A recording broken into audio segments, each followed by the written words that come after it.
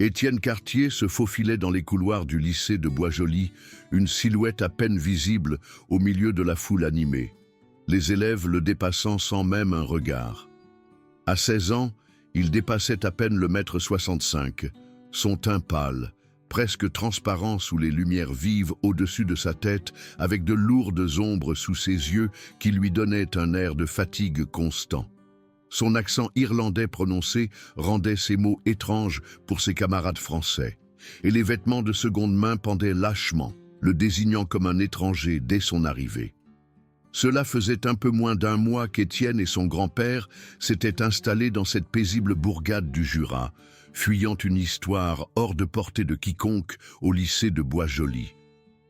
Son grand-père travaillait de longues heures à la scierie locale, luttant pour gagner suffisamment pour les faire vivre dans leur petite chambre au-dessus de l'antiquaire. Étienne essayait de ne pas se faire remarquer, ne parlant que lorsqu'on s'adressait directement à lui, essayant de se fondre dans le décor de la vie lycéenne qui semblait si éloignée de la sienne. Mais l'anonymat était hors de portée quand on était le seul élève à sursauter au moindre bruit fort, à manger chaque repas avec l'urgence de quelqu'un qui n'était pas sûr du prochain, et à se déplacer avec les pas prudents et délibérés de quelqu'un qui comprenait qu'attirer l'attention invitait les ennuis. La première fois que Kevin Dubois le remarqua, Étienne était seul au bord du réfectoire, mangeant soigneusement son déjeuner préparé, tout en étant absorbé par un exemplaire usé du Seigneur des Anneaux. Kevin était tout ce qu'Étienne n'était pas. Grand, musclé, possédant l'assurance naturelle qui découlait d'une vie de privilèges.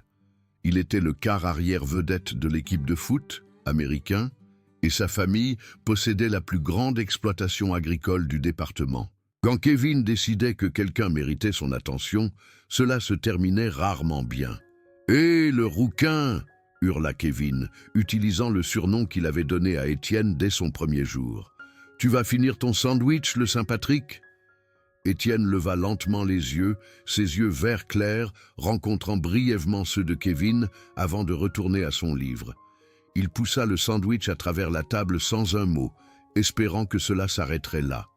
Mais Kevin ne s'intéressait pas au sandwich. Il s'intéressait à la réaction, au raidissement des épaules d'Étienne, au serrement presque imperceptible de sa mâchoire. Kevin avait grandi en obtenant tout ce qu'il voulait, et en ce moment, il avait envie de s'amuser. « Qu'est-ce qui se passe, le rouquin? Tu as perdu ta langue ?» Kevin rit, et ses amis, Damien Leclerc et Romain Martin, se joignirent à lui. Damien était presque aussi grand que Kevin, tout aussi cruel, mais moins intelligent. Romain était plus petit, le genre de gamin qui suivait les brutes parce que c'était plus sûr que de devenir leur cible. Étienne ferma soigneusement son livre, le plaça dans son sac à dos et se leva pour partir. Mais Kevin n'en avait pas encore fini avec lui. « Où tu vas, le lutin? On fait juste connaissance. » La façon dont Kevin prononça « lutin » le faisait sonner comme une insulte. D'autres élèves commençaient à faire attention, se tournant pour regarder. Étienne sentit l'anxiété familière dans sa poitrine, les vieux instincts se réveillant. Dans une autre vie, à une autre époque, il aurait déjà évalué les voies d'évacuation, identifié les armes potentielles, évalué le niveau de menace de chaque adversaire. Mais ce n'était pas cet endroit, et il n'était plus cette personne. Ou du moins, il essayait de ne plus l'être. « Je dois aller en cours », dit doucement Étienne, son accent lourd de tension. « Dois aller en cours », se moqua Kevin, exagérant les voyelles dans un accent irlandais maladroit. « Dois aller en cours, petit lutin ». Les rires des tables environnantes étaient comme un coup physique. La main d'Étienne se serra sur la bretelle de son sac à dos, et pendant un instant, ses yeux brillèrent de quelque chose de vif et de dangereux. Mais il se força à se détourner, à marcher vers la sortie à pas mesurés. C'est alors que Damien tendit le pied. Étienne tomba lourdement, son sac à dos s'ouvrant en grand en heurtant le sol.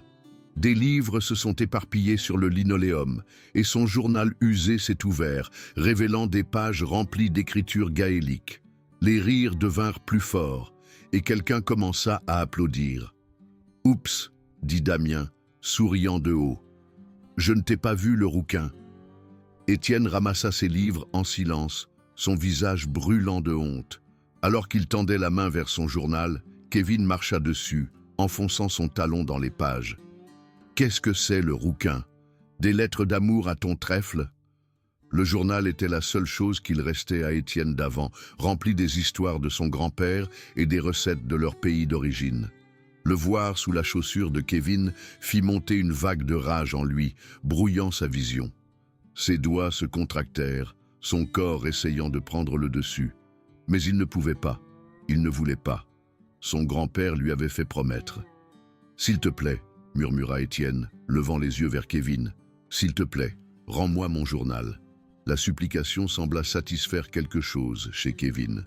Il leva le pied et recula, regardant Étienne ramasser soigneusement le journal endommagé et le serrer contre sa poitrine. « À plus, le rouquin !» dit Kevin, sa voix portant une menace qui glaça le sang d'Étienne. Le schéma était établi ce jour-là. Kevin et ses amis retrouvaient Étienne entre les cours, dans les couloirs, parfois même dans les toilettes. Il faisait tomber ses livres de ses mains, faisait des commentaires sur son accent, l'appelait le rouquin, lutin ou bleu. Il lui demandait s'il avait trouvé son trésor, s'il avait embrassé la pierre de Blarney, s'il allait se battre. Étienne endurait tout cela en silence. Il ramassait le désordre qu'ils avaient fait, rassemblait les objets qu'ils avaient éparpillés et continuait sans un mot de plainte. Il ne se battait jamais, n'élevait jamais la voix, ne les regardait même jamais dans les yeux plus d'un instant. Les autres élèves regardaient avec l'intérêt détaché habituellement réservé à un documentaire animalier. Certains plaignaient le gamin irlandais tranquille, mais pas assez pour intervenir. S'impliquer signifiait devenir une cible, et tout le monde savait qu'il valait mieux être un spectateur qu'une victime. Madame Dubois, sa professeure d'histoire, homonyme du tyran ironiquement, remarqua les ecchymoses de plus en plus fréquentes sur ses bras, la façon dont il sursautait quand quelqu'un élevait la voix. Elle l'appela à part après le cours un jour, sa voix douce d'inquiétude. « Étienne, tout va bien à la maison? As-tu du mal à t'adapter à l'école ?» Il la regarda avec ses yeux pâles et anciens et hocha lentement la tête. « Tout va bien, Madame Dubois. Merci de demander. » Elle voulait insister, voulait aider, mais quelque chose dans sa voix la dissuada. Quelque chose qui suggérait qu'il avait appris il y a longtemps qu'on ne pouvait pas toujours faire confiance aux adultes pour vous protéger. Le point de rupture arriva un jeudi après-midi fin octobre. Étienne marchait vers son casier après la dernière sonnerie, se réjouissant du week-end, de 2 jours de paix bénie. Mais Kevin et sa bande attendaient, et ils avaient amené des renforts. « Hé, le rouquin !» appela Kevin, sa voix résonnant dans le couloir presque vide. « On parlait justement de toi. » Étienne s'arrêta, mais ne se retourna pas.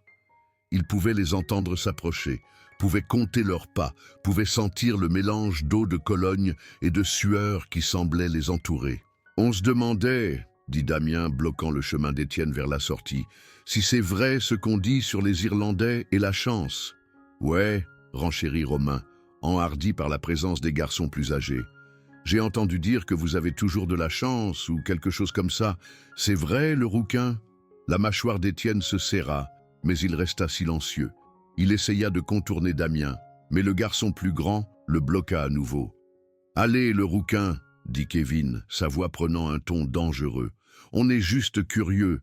Tu ne parles jamais à personne. Tu ne nous dis jamais rien sur toi.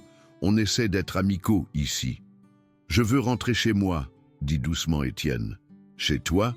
Kevin rit. « Tu veux dire retourner en Irlande ? Ouais, on veut tous ça aussi. Mais puisque tu es coincé ici avec nous, les Français, tu pourrais aussi bien répondre à nos questions. » Le groupe s'était agrandi. D'autres élèves attirés par la promesse d'un spectacle. Quelqu'un avait son téléphone sorti, en train d'enregistrer. Étienne pouvait se voir tel qu'il le voyait. Petit, étranger, impuissant.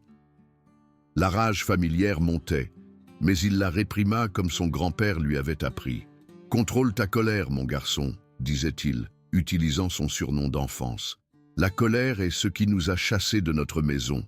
La colère est ce que nous avons laissé derrière nous. » Mais alors qu'Étienne se tenait là, entouré d'adolescents qui ne le considéraient que comme un divertissement, il pouvait sentir sa colère bouillonner en lui. la partie de lui qui avait appris à survivre dans des endroits où la pitié était une faiblesse et où la faiblesse signifiait la mort. « J'ai entendu dire, » continua Kevin, sa voix résonnant clairement dans le couloir, « que ton père était une sorte de terroriste. C'est pour ça que tu es ici, c'est ça? Ta famille a été expulsée d'Irlande ?» Les mots frappèrent Étienne comme des coups physiques. Son père avait été beaucoup de choses, mais un terroriste n'en était pas une. Il avait été un artisan de la paix dévoué qui avait essayé de protéger sa communauté, essayé d'arrêter le cycle de violence qui déchirait les familles. C'est ce qui l'avait tué et ce qui avait envoyé Étienne et son grand-père fuir à travers l'océan vers cette paisible bourgade du Jura. « Mon père était un homme bien », dit Étienne, sa voix à peine audible. « Bien sûr qu'il l'était, » ricana Kevin. « C'est pour ça que tu es ici au lieu de là-bas, c'est ça? C'est pour ça que tu t'habilles comme un pauvre et que ton grand-père travaille à cette scierie sale ?» Le cercle d'élèves grandissait, et Étienne pouvait entendre leurs chuchotements, leurs ricanements. Il pouvait voir certains d'entre eux enregistrés, capturant son humiliation pour la postérité. Ses mains tremblaient, et il les serra en poing pour le cacher. « Tu sais quoi ?» dit Kevin, ses yeux s'illuminant d'une idée. « Je pense qu'il est temps qu'on teste cette chance irlandaise. Vous en pensez quoi ?» L'accord fut instantané et enthousiaste. Avant qu'Étienne puisse réagir, des mains fortes attrapèrent ses bras, et il se retrouva traîné vers l'arrière de l'école. Il ne résista pas encore. Il savait que se débattre ne ferait qu'alimenter leur excitation, leur violence. Ils le traînèrent jusqu'au quai de chargement derrière la cantine, où le grand compacteur à ordures se tenait comme un monstre de métal. Il était utilisé pour broyer les déchets de la journée, assez grand pour contenir une personne, avec un puissant mécanisme de broyage et une porte lourde et hermétique. « Parfait !» dit Kevin, sortant son téléphone pour enregistrer. « Voyons voir à quel point notre petit lutin a de la chance. » Étienne sentit un étrange calme s'installer en lui alors qu'il le forçait vers le compacteur. C'était le même calme qu'il avait ressenti lorsque les hommes armés étaient venus dans son village, lorsqu'il avait été forcé de se cacher dans la forêt, lorsqu'il avait vu son père mourir. Le même calme qu'il avait appris à embrasser pour survivre. Il ne savait pas, il ne pouvait pas savoir. Pour eux, il n'était qu'un maigre garçon de 16 ans qui avait trop peur de se battre. Il n'avait aucune idée qu'il avait été témoin d'horreurs qui entraient leurs rêves, qu'il avait appris à survivre dans un monde où la chance était une cruelle blague. « S'il vous plaît », dit-il, sa voix traduisant juste ce qu'il fallait de peur. « S'il vous plaît, ne faites pas ça. » C'était ce qu'il voulait entendre. Le sourire de Kevin s'élargit et il fit signe à Damien et Romain d'ouvrir la porte du compacteur. L'odeur nauséabonde des ordures en décomposition s'échappa, et Étienne put voir les restes broyés de nourriture et de papier à l'intérieur. « Ne t'inquiète pas, le rouquin, » dit Kevin, positionnant son téléphone pour obtenir le meilleur angle. « On te laissera sortir dans quelques minutes, juste assez longtemps pour voir si cette chance des Irlandais est réelle. » Ils le poussèrent à l'intérieur, et la lourde porte se referma avec un bruit assourdissant. Étienne entendit le clic de la serrure extérieure, entendit leur rire résonner à travers les murs de métal, entendit Kevin dire à tout le monde de se taire pour qu'il puisse l'entendre supplier d'être libéré. Puis il y eut le silence. Étienne se tenait dans l'obscurité, respirant lentement et profondément. L'odeur était envahissante, l'air épais de la puanteur de la décomposition. Le mécanisme de broyage se dressait au-dessus de lui, symbole du pouvoir que ses bourreaux exerçaient. Mais Étienne ne paniqua pas. Il avait été dans des endroits pires, bien pires. Il avait passé des jours à se cacher dans les forêts froides et humides, sans rien à manger et avec la peur constante d'être découvert. Il avait appris à contrôler sa peur, à concentrer son esprit, à trouver de la force face au désespoir. Dehors, il pouvait entendre Kevin et ses amis attendre, s'attendant probablement à ce qu'ils commencent à frapper à la porte, à crier et à supplier d'être libérés. Il pouvait entendre d'autres élèves se rassembler, attirés par l'excitation de voir le gamin irlandais bizarre enfin obtenir ce qu'il méritait. Mais Étienne ne frappa pas à la porte. Il ne cria pas et ne supplia pas. Au lieu de cela, il trouva un endroit relativement propre contre le mur du fond et s'assit pour attendre. 10 minutes passèrent, puis 20. Étienne pouvait entendre des voix confuses à l'extérieur maintenant, des gens se demandant pourquoi il ne faisait pas de bruit. Kevin devenait impatient, sa voix portant clairement à travers les murs de métal. « Pourquoi il ne dit rien ?» demanda Damien, de l'incertitude dans sa voix. « Peut-être qu'il s'est évanoui », suggéra Romain, mais il n'avait pas l'air convaincu. « Personne ne s'évanouit aussi vite », dit Kevin, mais Étienne pouvait entendre le doute s'insinuer dans sa voix. 30 minutes, 40. La foule à l'extérieur devenait agitée, et Étienne pouvait entendre des voix de professeurs maintenant, des adultes qui avaient remarqué l'agitation et posèrent des questions. Quelqu'un se disputait pour savoir s'il devait ouvrir la porte, mais Kevin insistait pour qu'ils attendent encore un peu. À la 50e minute, Étienne entendit le son qu'il attendait, le clic de la serrure extérieure s'ouvrant. La lumière inonda le compacteur lorsque la porte s'ouvrit en grand, et une douzaine de visages se penchèrent à l'intérieur, s'attendant à trouver un adolescent terrifié et sanglotant, suppliant de la pitié. Au lieu de cela, ils trouvèrent Étienne assis calmement contre le mur du fond. Sa respiration régulière, sa couleur normale, il n'y avait aucun signe de détresse. Il leva les yeux vers eux avec ses yeux vert clair et sourit faiblement. Ce n'était pas un sourire amical. « C'est tout ?» demanda-t-il, sa voix résonnant clairement dans le silence soudain. « Chez nous, on appelle ça un après-midi de détente. » L'effet fut immédiat et spectaculaire. Kevin recula en titubant, son visage pâlissant. Les autres élèves commencèrent à chuchoter, des téléphones apparaissant pour capturer ce moment impossible. Damien et Romain avaient l'air d'avoir vu un fantôme. Étienne se leva lentement, enlevant la poussière imaginaire de ses vêtements. Alors qu'il marchait vers la porte, la foule s'écarta comme s'il portait une maladie mortelle. Mais il n'en avait pas encore fini, loin de là. « Kevin !» dit-il, sa voix calme, mais portant une autorité qui fit geler tout le monde. « Tu voulais en savoir plus sur mon père, sur pourquoi nous avons quitté l'Irlande ?» Kevin semblait incapable de parler. Il se tenait juste là, regardant Étienne comme s'il regardait quelque chose de surnaturel. « Mon père, » continua Étienne, s'approchant, « était un artisan de la paix.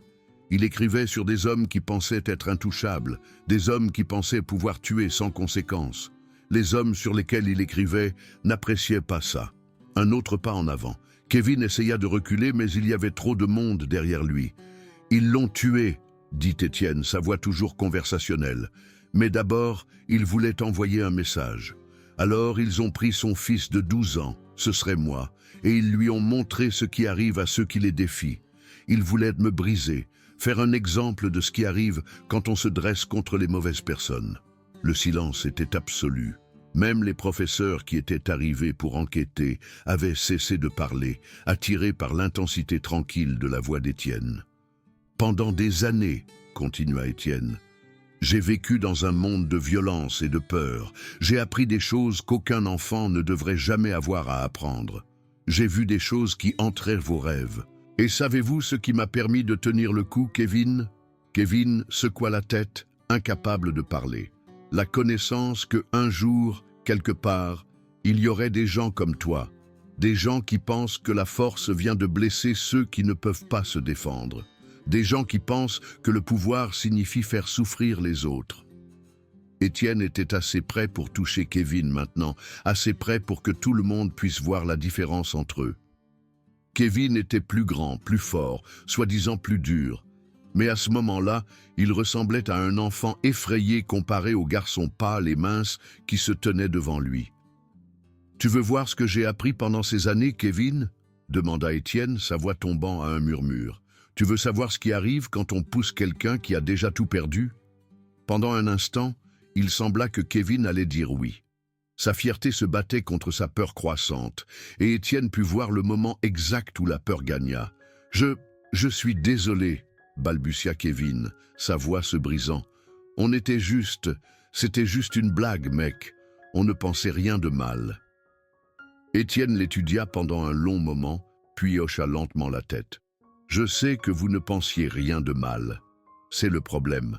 Vous blessez les gens parce que vous vous ennuyez, parce que ça vous fait vous sentir important, parce que vous le pouvez. C'est ce qui vous rend dangereux, Kevin. Pas votre taille, pas vos amis, pas l'argent de votre famille.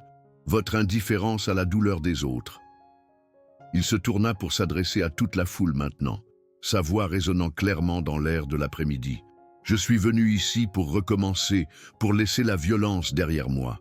Mon grand-père m'a fait promettre d'être meilleur que les gens qui ont blessé ma famille. Pendant des semaines, j'ai tenu cette promesse. Je vous ai laissé vous moquer de moi, m'humilier, me blesser, parce que je pensais que c'était ça, être meilleur. » Ses yeux vert clair balayèrent les visages de ses camarades de classe et plusieurs d'entre eux détournèrent le regard. Mais j'avais tort. Être meilleur ne signifie pas être faible. Cela ne signifie pas laisser les brutes faire ce qu'elles veulent parce que se défendre pourrait vous rendre comme elles. Parfois, être meilleur signifie se tenir debout, même quand c'est dur.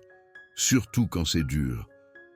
Étienne recula d'un pas, donnant de l'espace à Kevin, mais ses yeux ne quittèrent jamais le visage du garçon plus grand. « Tu as un choix à faire, Kevin. Vous tous aussi.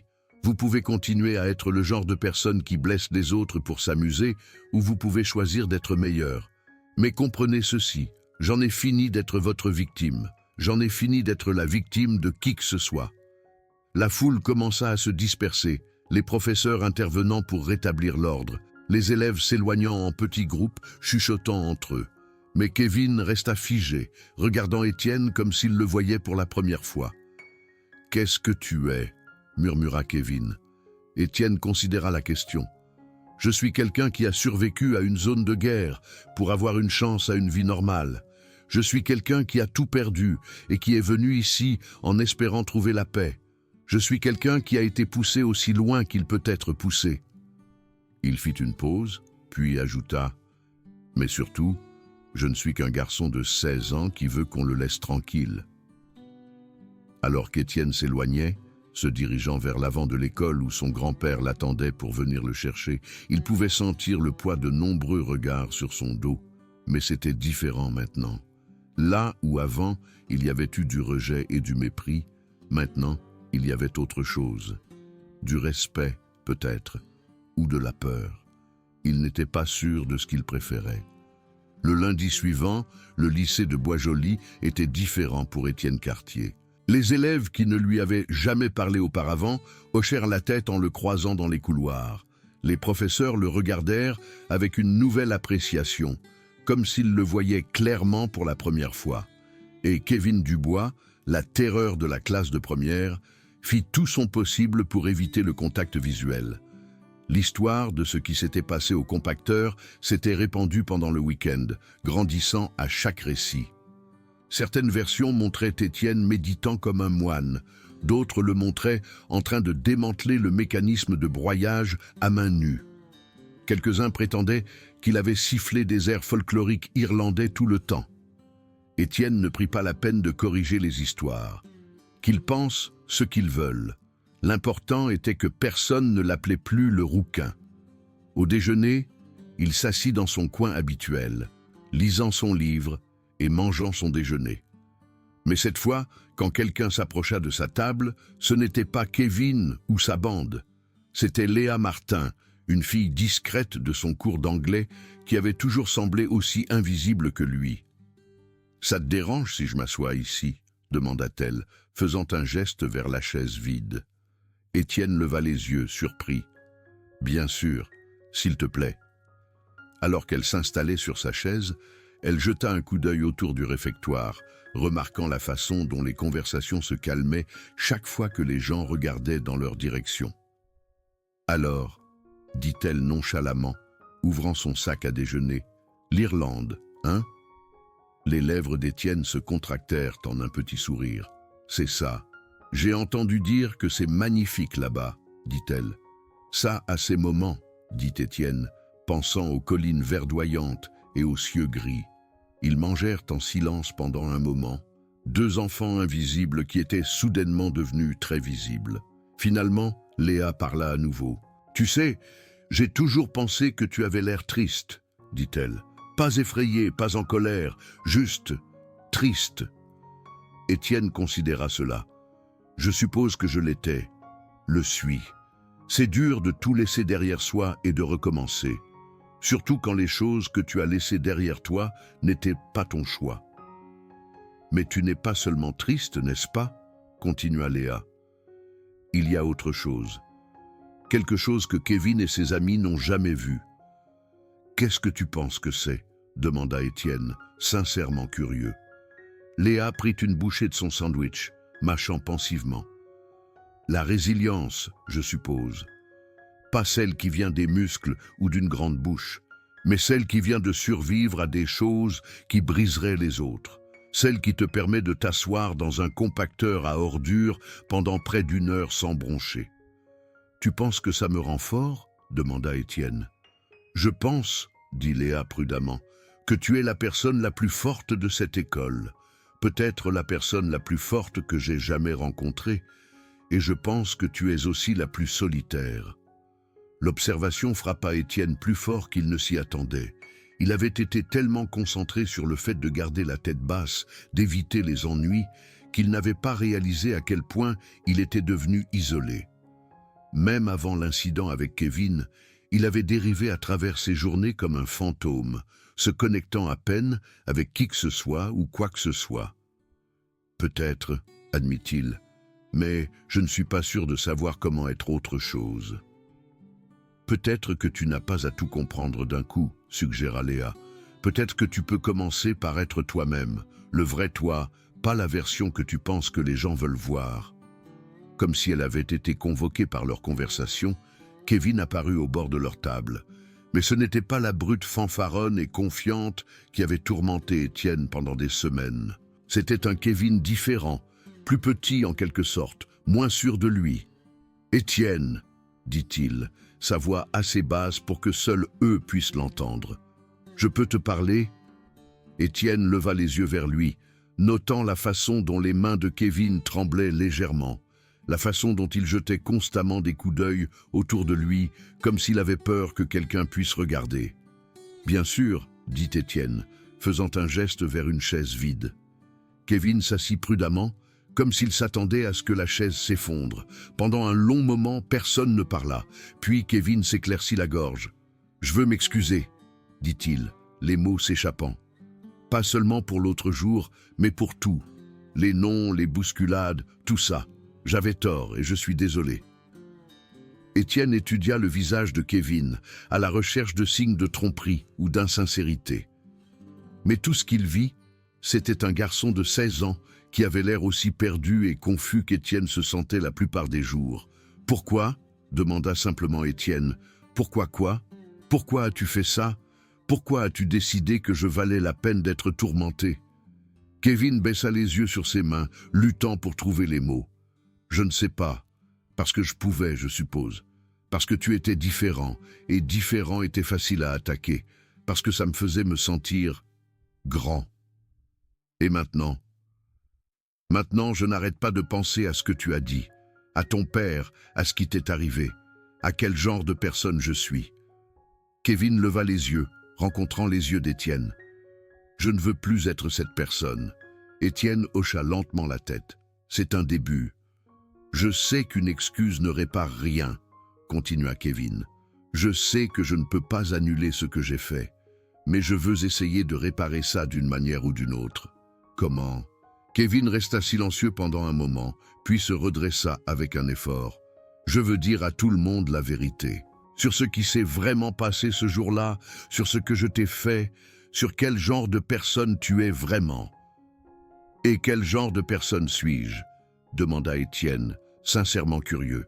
« Quelqu'un qui a traversé l'enfer et qui en est sorti sans devenir mauvais, » dit Kevin. « Quelqu'un qui aurait pu me faire beaucoup de mal ce jour-là, mais ne l'a pas fait. Quelqu'un qui est plus fort que je ne l'aurais jamais cru possible. » La sincérité dans la voix de Kevin était indubitable, et Étienne sentit quelque chose changer en lui. Pas le pardon exactement, cela prendrait du temps, mais quelque chose comme la compréhension. « J'accepte tes excuses, » dit finalement Étienne. mais il faudra du temps pour gagner ma confiance. Je comprends, dit Kevin, du soulagement dans sa voix. Merci de ne pas m'avoir blessé comme je t'ai blessé. Alors que Kevin se levait pour partir, il fit une pause et regarda Étienne. Pour ce que ça vaut, dit-il, je suis content que tu sois là. Je pense que cet endroit a besoin de quelqu'un comme toi. Après son départ, Léa regarda Étienne avec une nouvelle lumière. C'était remarquable, dit-elle. La plupart des gens dans ta situation auraient voulu se venger. La vengeance est facile, répondit Étienne, pensant aux paroles de son grand-père. La guérison est la partie difficile. Les semaines qui suivirent apportèrent des changements qu'Étienne n'avait pas anticipés. Kevin, fidèle à sa parole, travailla à inverser les dommages qu'il avait causés. Il empêcha ses amis de harceler les autres, s'opposa aux brutes et se porta volontaire pour le programme de résolution de conflits de l'école. Damien et Romain, privés de l'approbation de leur chef, virent leur enthousiasme pour l'intimidation diminuer. Ils restèrent à l'écart d'Étienne et cessèrent de cibler les autres élèves vulnérables. Quant à Étienne, il découvrit que se défendre avait ouvert des portes.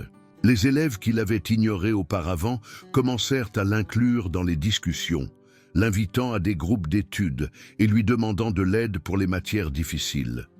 Il découvrit que Léa n'était pas la seule à l'avoir observé depuis la touche. Il y avait d'autres élèves discrets, d'autres marginaux, qui avaient reconnu quelque chose en lui bien avant l'incident au compacteur. Ils formèrent un groupe uni qui se réunissait à la bibliothèque pendant le déjeuner pour parler de livres, de musique et du monde. Madame Dubois, sa professeure d'histoire, l'appela à part après le cours un jour avec une opportunité qui le surprit. « Étienne, dit-elle, je pensais à toi. J'ai une proposition. »« Oui, Madame Dubois. Je dirige un groupe de soutien pour les élèves en difficulté, les enfants qui luttent contre l'intimidation, les problèmes familiaux, des choses comme ça. Je pense que tu pourrais être un véritable atout pour le groupe. Ton point de vue, tes expériences pourraient aider d'autres élèves qui traversent une période difficile. » Étienne considéra cela. « Qu'est-ce que je ferais ? Juste leur parler, partager ton histoire si tu es à l'aise, leur montrer qu'il est possible de survivre à des choses terribles et de devenir quelqu'un de bien. » L'idée était intimidante. Étienne avait passé tellement de temps à se cacher de son passé que l'idée de le révéler lui donnait l'impression de sauter d'une falaise. Mais peut-être que c'était ce dont il